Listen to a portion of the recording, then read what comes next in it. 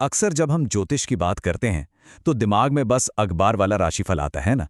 पर क्या कभी ये सोचा है कि इसके पीछे मतलब एक असली प्रोफेशनल वैदिक ज्योतिष कंसल्टेशन होती कैसी है? आज हम इसी चीज की तह तक जाएंगे।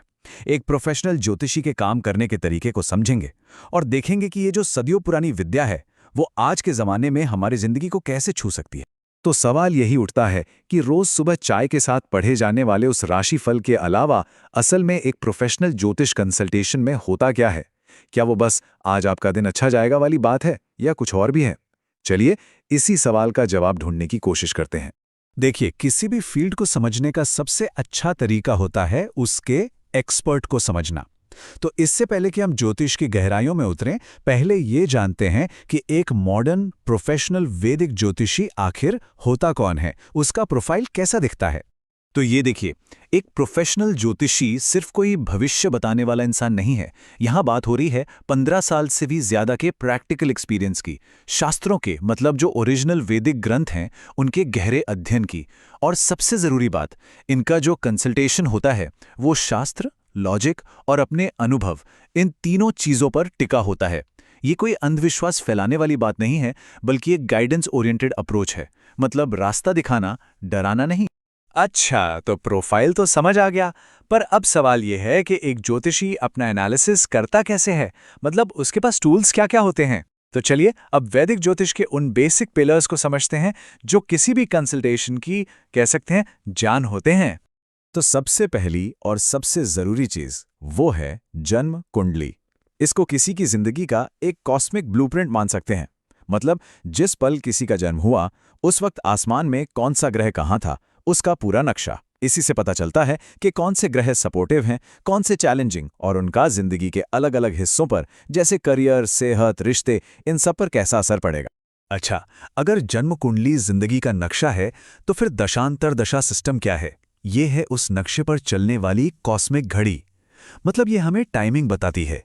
ये सिस्टम बताता है कि जिंदगी के किस मोड़ पर किस ग्रह का स्विच ऑन होगा और उसका असर सबसे ज्यादा दिखेगा। जैसे ये बता सकता है कि करियर में बड़ा उछाल आने का सही वक्त कब है या थोड़ा सावधान रहने की जरूरत कब है। और फिर आता है तीसरा और आखिरी मेन पिलर, गोचर। गोचर का सीधा सा मतलब है ग्रहों की आज की पोजीशन। तो सोचिए, जन्म कुंडली हो गया शहर का परमानेंट नक्शा, दशा हो गई घड़ी जो बताती है दिन है या रात, और गोचर हो गया उस शहर का आज का मौसम।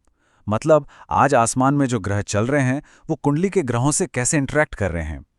इन तीनों को, कुंडली, दशा और गोचर को जब एक साथ मिला के देखा जाता है तभी एक पूरी कंप्लीट पिक्चर सामने आती है।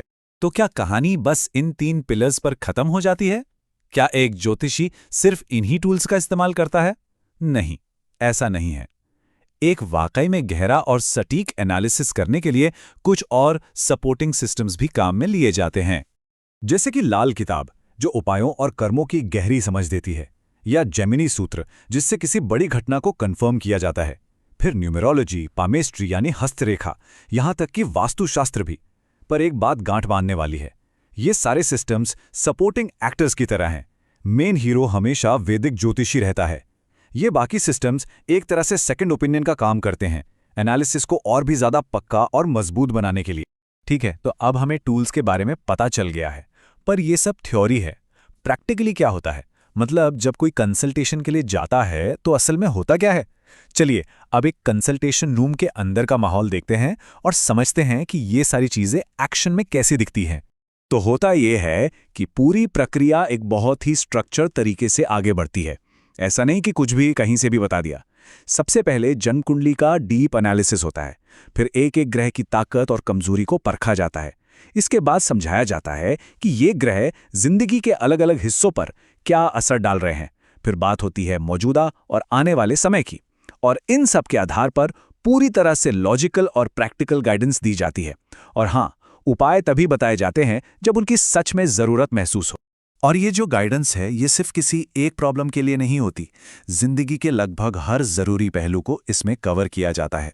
करियर में ग्रोथ होगी या नहीं, बिजनेस शुरू करने का सही टाइम क्या है, शादी और रिश्तों में क्या चल रहा है, पैसों को लेकर कोई रुकावट तो नहीं है, पढ़ाई लिखाई, सेहत, मेंटल स्ट्रेस, यहाँ तक कि आध्यात्मिक तरक्की और जिंदगी का मकसद क्या है, इन सभी सवालों पर एक ज्योतिषीय नजरिया मिल सकता है। मकसद यही है कि इंसान बेहतर फैसले ले सके। अब यहाँ पे एक बहुत बहुत बड़ा सवाल खड़ा होता है। क्या ज्योतिष का मतलब ये है कि सब कुछ पहले से तय है, कि हमारी किस्मत लिखी जा चुकी है और हम बस एक स्क्रिप्ट पर चलने वाली कठपुतलियां हैं? ये एक ऐसा सवाल है जो अक्सर लोगों के मन में आता है। तो चलिए इस फिलॉसफी को भी समझते हैं। ये जो फर्क है, ये समझना बहुत जरूरी है।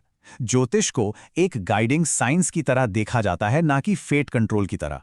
मतलब ये बेहतर फैसले लेने के लिए जागरूकता देता है। ये नहीं कहता कि सब कुछ फिक्स है और बदला नहीं जा सकता। ये फ्री विल यानी हमारी अपनी इच्छा शक्ति और कोशिशों की भूमिका पर जोर देता है। ये ऐसा नहीं है कि कोई जादू की छड़ी घुमा दी और सब ठीक हो गया।